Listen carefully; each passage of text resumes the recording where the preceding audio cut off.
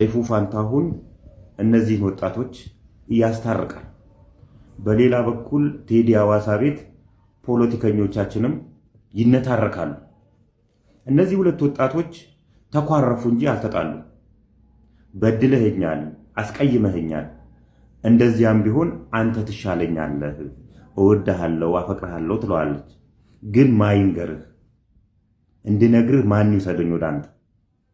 በድዬሻለሁ፣ አስቀይሜሻለሁ፣ ይቅርታ እንድልሽ ማን ያገናኘኝ? ሽማግሌ ማጣት እኮ። በእነዚህ ሁለት ወጣቶች መካከል ሽማግሌ በማጣት ምክንያት ይሄን የመሰለ ፍቅር ልናጣ ነበር ማለት ነው።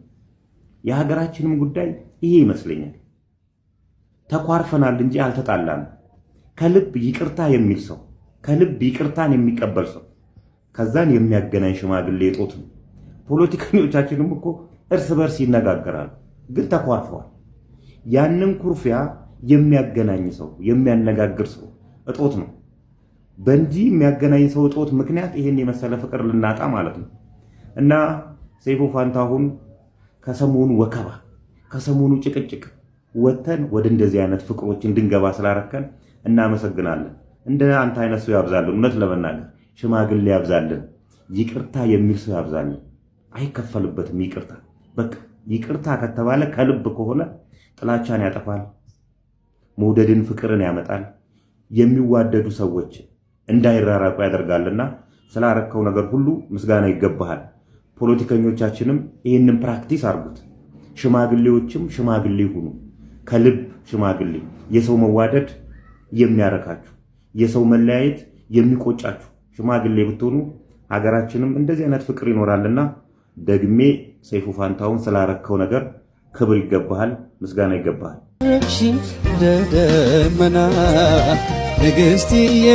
ጉቦኝነቱ የተነሳ ጋጠው የሚል ቅጽል ስም የተሰጠው የፖሊስ 50 አለቃ ነኝ እያለ ትራፊክ ሲቆጣጠር የነበረውን ግለሰብ መያዙን የሾላ ፖሊስ ጣቢያ አስታወቀም።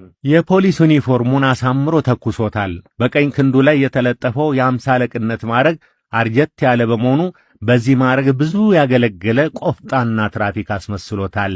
አረማመዱና እጅ አወራውሩ ንቃት የተላበሰ መሆኑ ለሚመለከተው ሰው ወደፊት በማዕረግ ለማደግ ተስፋ ያለው ወጣት የ50 አለቃ የሚል አድናቆት አሰጥቶታል።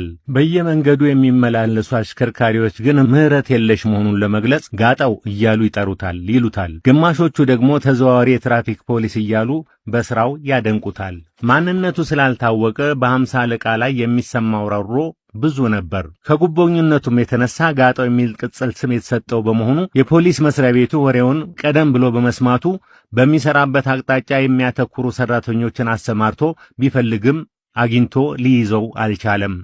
በስተመጨረሻም ልማደኛው የ50 አለቃ ጋጠው ለ2 ሳምንት ያህል ከቆየ በኋላ ማዕረጉን አድርጎ ጠዋት በተለመደ ሁኔታ የትራፊክ ቁጥጥር ስራውን እንደጀመረ በሾላ ፖሊስ ተከታታይነት ተይዟል ሲል ፖሊስና እርምጃው ገልጧል።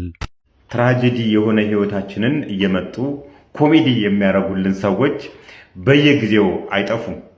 ባለፈው ፋና ብሮድካስቲንግ ኮርፖሬት እና ሜይንስትሪም ሚዲያዎች ምን አሉ?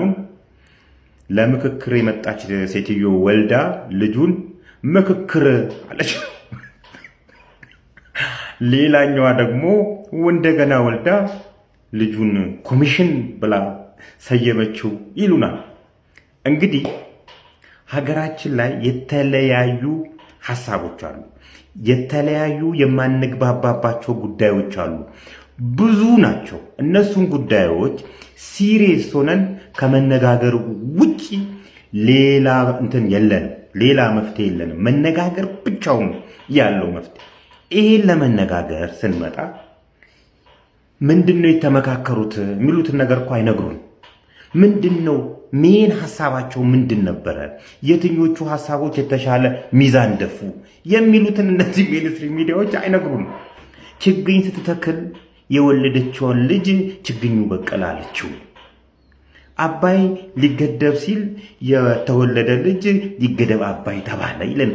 ምን ፖለቲካልን ትርፍ ለማግኘት እንደሆነ አይገባኝም።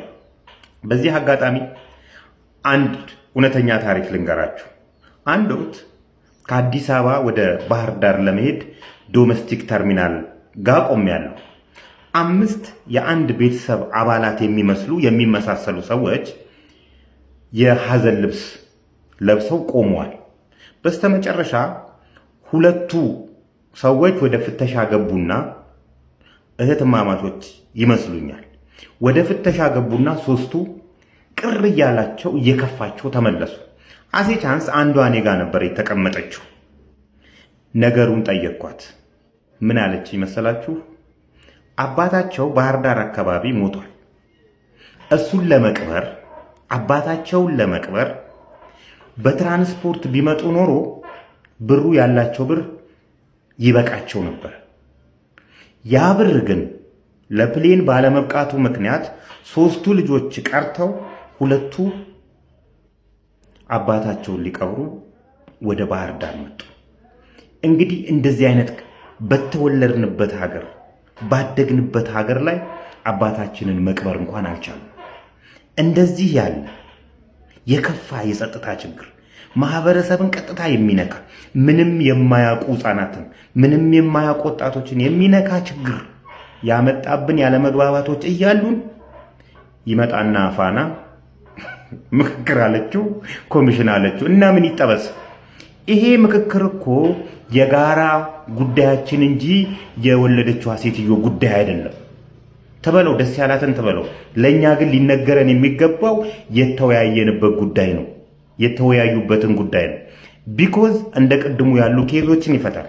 እኛም መተን አባታችንን ለመቅበር እንኳን አቅሙ ይኖረናል ማለት ነው። አረ በህግ አምላክ እናንተ ሰዎች። ሁኑን ጎሮ አካባቢ የሚገኝ አንድ የግል ትምህርት ቤት ከአንድ ጀብራራ ጓደኛዬ ጋር ሄድን።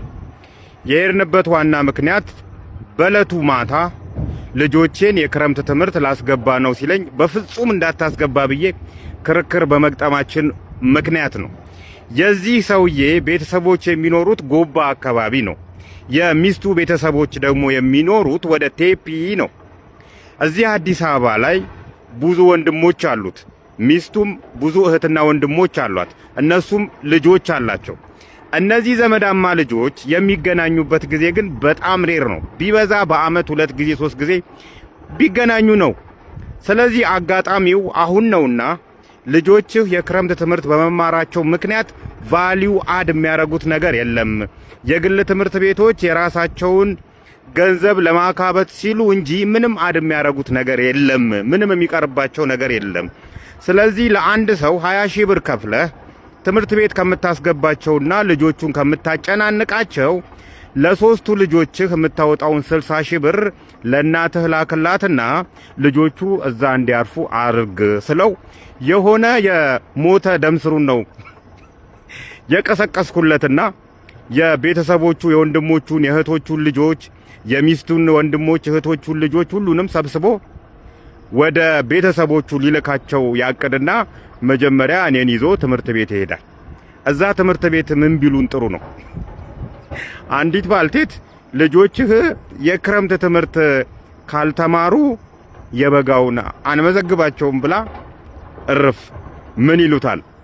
ይህ ግን እዛ ጋር የምትመዘግቢ ሴትዮ ገጠር ማለት አየሽው ይሄን አይመስለው። እድሉን ብታገኚ አንቺም ገጠር ያሉ ቤተሰቦችሽን ብታቂያቸው በዛ አዲስ አበባ ያለሽን ድካም ለአንድ አፍታ አርፍ ብትይ መልካም ነውና ገጠር እንደዚህ ሰላም ያለበት ቦታ ነውና አንቺም ብታዩ ጥሩ ነው። ልጆቹ ግን በፍጹም አይማሩ። ዘንድሮ ሾጥ ያደረገኝ ነገር ሳይኖር አይቀር።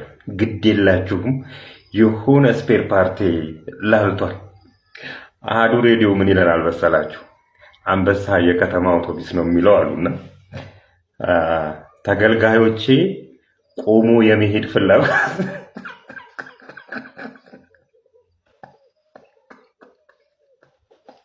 ተገልጋዮቼ ቆሞ የመሄድ ፍላጎት ስለሌላቸው የአገልግሎት አሰጣጤ ላይ ችግር እየፈጠረብኝ ነው አለ አንበሳ የከተማ አውቶቡስ።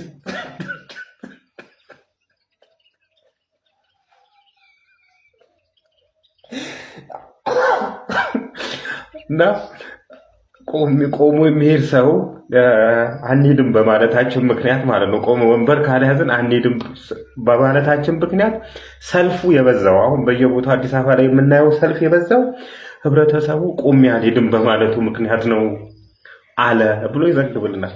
ማን ያበደው? እኛ ነን ወይስ አይደለም? እኛ የሆነ ችግር አለብን ማለት ነው። የሆነ ስፔር ፓርታችን የላላ አለና እሱ ማስተካከል ሳይኖርብን የሚቀር አይመስለኝም። እና አለቆቻችን አያዩንም። አለቆቻችን እነሱ በቪኤት ይሄዳሉ፣ እነሱ በገመችት ይሄዳሉ። እንደነሱ ነው የሚመስላቸው። እኛ እንዴት አይነት ትራንስፖርት እንደምንጠቀም አያውቁም። የሚያገለግሉትን ህብረተሰብ አያውቁትም። እነሱ ከሁለት አንዳችን መታከም አለብን። እውነቴን ነው የምላቸው። ወይን እነሱ ይታከሙ ወይን እኛ እንታከም። ከሁለት ያበደው ሰው ማን እንደሆነ ሳናቅ በእንደዚህ አይነት ሁኔታ የምንቀጥል አይመስለኝም። እና አንበሳ የከተማ አውቶቡስ አገልግሎት ድርጅት ችግር የሆነብኝ ህብረተሰቡ ቆሜ አልሄድም ስላለ ነው ብሎ እርፍ አላለም። አረ እንደፈር ጎበዝ እያፈርም ጆርዲ በዛብህ ሀገር ያፈለገ የተጠናከረ የፍትህ ተቋማት ቢኖራት ህብረተሰቡን 100% ልታረካ አትችልም ትላለች። እውነቷን ነው። ለምሳሌ አንድ ሰው የሆነች ልጅን ገሏል ብለው ህብረተሰቡ እያሰበ የፍርድ ቤት ጉዳዮች ደግሞ አይ አልገደለም ወይም ደግሞ ዝምታን የሚመርጥ ከሆነ ራሳችን ፍርድ ቤት አቋቁመን ያንን ሰው የምንቀጣበት ሁኔታዎች ልናመቻች ይገባል። ለምሳሌ ያ ሰው ዘፋኝ ከሆነ ለምሳሌ ዘፈኑን ባለማዳመጥ ልንቀጣው እንችላለን ትላለች። እውነቷን ነው። እኔም ተመችቶኛል። የተለያዩ የድርጅቶች በንግድ ላይ የተሰማሩ ድርጅቶች የተለያዩ በዚህ ሶሻል ሚዲያ ላይ ገንዘባቸው ምንጫቸው የሶሻል ሚዲያ የሆኑ ሰዎች ህብረተሰብን እንደ ህብረተሰብ፣ ሃይማኖትን እንደ ሃይማኖት እየተሳደቡ ገንዘብ የሚያገኙ ሰዎችን በቀላሉ የነሱን ቪዲዮዎች ባለማየት ወይም ደግሞ አንፎሎ በማድረግ እነዛ ሰዎች እንዲቀጡ ማድረግ እንችላለን። ሌሎችም ደግሞ እንዲማሩበት ማድረግ እንችላለን። ሌላኛው ድርጅቶች ናቸው፣ ሌባ ድርጅቶች፣ የመንግስትም ሆነ የግል ድርጅቶች። ከነሱ ጋር ምንም አይነት ትራንዛክሽን ባለማድረግ ምንም አይነት ግብይት ባለማድረግ እነሱን እንቀጣቸዋለን። ሌሎቹ ህብረተሰቡን እንዲያከብሩት ማስገደድ እንችላለን። ለምሳሌ አንድ የብድርና ቁጠባ ተቋም ነኝ የሚል በየቤቱ ህብረተሰቡ የሚማረርበት ተቋም ከሆነ በበቂ ማስረጃ እናደራጀውና ይሄን ማስረጃዎች ለሚመለከተው አካል እንሰጣለን። ነገር ግን ያ የሰጠነው አካል የራሱን እርምጃ ይውሰድ አይውሰድ የኛ ጉዳይ አይደለም። እኛ የራሳችንን ፍርድ ቤት እናቋቁምና ከሱ ምንም አይነት ብድር ባለመውሰድ ምንም አይነት ቁጠባ ባለማድረግ ያንን ድርጅት ከገበያ ማውጣት እንችላለን። ሌሎቹንም እንዲማሩ ማስገደድ እንችላለንና ይሄንን ቻሌንጅ እንጀምረዋለን።